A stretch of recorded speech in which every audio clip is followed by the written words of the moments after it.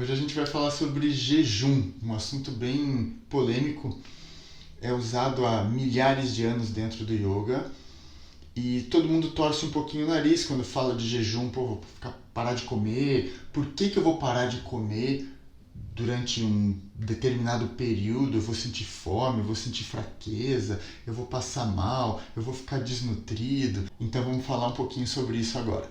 Para o yoga, o jejum tem duas funções extremamente importantes. A primeira é dar uma limpada no corpo, é dar um descanso no sistema digestório, é parar de jogar coisa ali dentro, para o corpo ter tempo de refazer estruturas, para o corpo ter tempo de eliminar possíveis focos de doença. Então, imagina isso, por exemplo, na prevenção de um câncer. Células cancerígenas que poderiam estar se formando, que o corpo não está nem vendo porque você está sobrecarregando ele tanto tempo, o tempo todo com comida, comendo de 2 em 2 horas, de 3 em 3 horas, e ele não está nem vendo aquilo direito, não consegue gastar a atenção e energia para eliminar. Então, num dia de jejum, o seu corpo vai ter mais tempo para avaliar essas coisas e eliminar corpos estranhos, por exemplo. Um segundo motivo importante é o controle mental sobre a sensação de fome. Isso é extremamente importante porque é um instinto básico que a gente tem, tá com fome, preciso comer agora.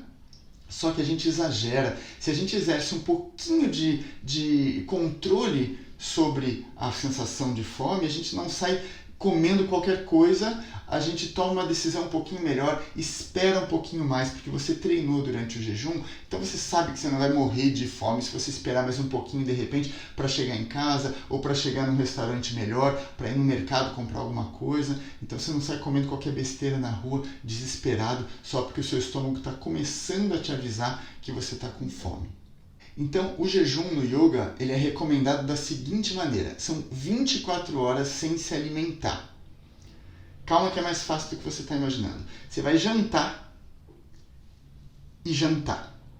Então você vai pular o que seria um café da manhã e um almoço como refeições principais, né?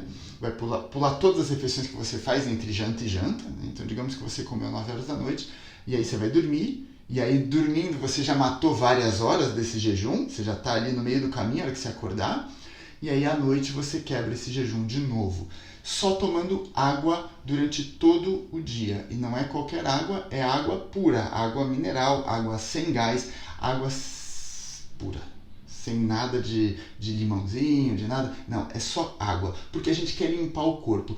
Quando você acorda, você não abre a janela ainda de alimentação. Quando você acabou de acordar, o seu corpo ainda está usando reservas que ele já estava usando durante o sono. Então ele não abriu aquela janela de usar o que está vindo de fora.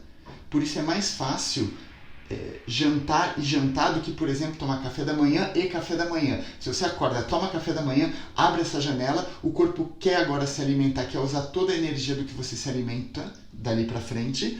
E aí você vai sentir muito mais fome, vai ser muito mais complicado de lidar com essa sensação. Então, jantou, dormiu, acorda, toma água o dia inteiro e aí depois vai quebrar o jejum. Para quebrar o jejum à noite, você não vai sair comendo tudo que tem na sua frente. Você vai quebrar aos pouquinhos, você vai comer uma fruta de repente mais leve, esperar um pouquinho para ela sentar, daqui a pouco você toma um suquinho e daqui a pouco você faz uma refeição um pouquinho maior. E pronto, já está na hora de dormir. Você não vai se matar de comer para quebrar o jejum, porque até atrapalha. Imagina que o seu corpo estava quietinho ali e de repente o cara joga um balde de água fria em você, para você acordar, você sai assustado. É mais ou menos isso que o seu intestino vai sentir se você jogar um monte de coisa logo para quebrar o jejum. Então, quebra sem pressa, come pouco, daqui a pouco já está na hora de dormir e no dia seguinte você volta a se alimentar normalmente. Então, esse é o jejum de 24 horas, ele é indicado até uma vez por semana, daria para fazer. Né? Não tem a segunda sem carne do Paul McCartney, a gente pode fazer a sexta-feira sem comida do Vlad. Então, você pode fazer toda semana. Na primeira vez que você fizer o jejum, se comprometa a ficar o máximo de tempo sem comer, mas não seja tão duro com você. Se você achar que no meio do caminho está muito difícil, quebra o jejum um pouquinho antes. De repente você fez 14 horas na primeira vez, 16 horas, quebra, volta a se alimentar normal aos poucos e numa semana para frente você tenta de novo e vai tentando aumentar essa distância entre as refeições até que você consiga fazer 24 horas com conforto.